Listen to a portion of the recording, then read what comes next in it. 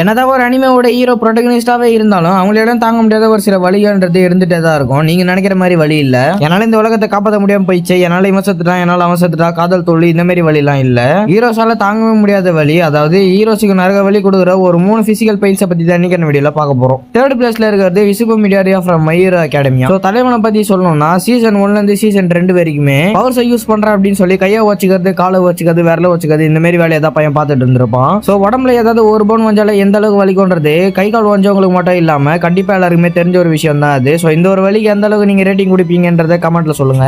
ரெண்டாவதா பார்க்க போறது ஆஸ்டா ஃப்ரம் பிளாக் கிளவர். ஆஸ்டாக்கு எப்ப இந்த மாதிரி ஒரு பெயின் வந்தது அப்படின்னு சொல்லி கேட்டா, பிளாக் புல்ஸ்ல இருக்கிற எல்லாருமே ஒரு மிஷினை குத்து அண்டர் வாட்டர் டெம்பிளுக்கு அமைச்சிருப்பாங்க. அப்ப ஐ ஆஃப் த மிட்நைட் சன்னோட ஒன் ஆஃப் த பவர்ஃபுல்லான ஆளான வெட்டோன்றவனும் அந்த ஒரு டைம்ல அண்டர் வாட்டர் டெம்பிளுக்கு வந்திருப்பான். அப்ப வெட்டோக்கும் பிளாக் புல்ஸ்ல இருக்கிற எல்லாருக்குமே ஒரு பயங்கரமான ஃபைட்ன்றது நடந்திருக்கும். ஆனா யாராலையுமே நம்ம வெட்டோவை டிஃபீட் பண்ணிருக்க முடிஞ்சிருக்காது. ஒரு கட்டத்துக்கு மேல ஆஸ்டா தான் பயங்கரமா வெட்டோ கூட ஃபைட் பண்ணி இருந்திருப்பான். அதுக்கப்புறமா வெட்டோ நம்ம ஆஸ்டாவோட கையை பூச்சி அவனோட மேஜிக் யூஸ் பண்ணி அட்டாக் பண்ணுவான். ஆஸ்டாவால சுத்தமா முடியாம ஆஸ்டாவோட கையை போட்டு வெட்டோ பயங்கரமா டேமேஜ் பண்ணுவான். அந்த ஒரு டைம்ல ஆஸ்டாக்கு ஒரு பயங்கரமான பெயின்ன்றது வந்திருக்கும். ஆஸ்டா அந்த ஒரு பெயின்ல கத்தும் போது மொத்த அண்டர் வாட்டர் டெம்பிளுக்குமே அந்த ஒரு சத்தம்ன்றது கேட்டிருக்கும். சோ இந்த ஒரு பெயினுக்கும் நீங்க எந்த அளவுக்கு ரேட்டிங் கொடுப்பீங்கன்றத கமெண்ட்ல சொல்லுங்க.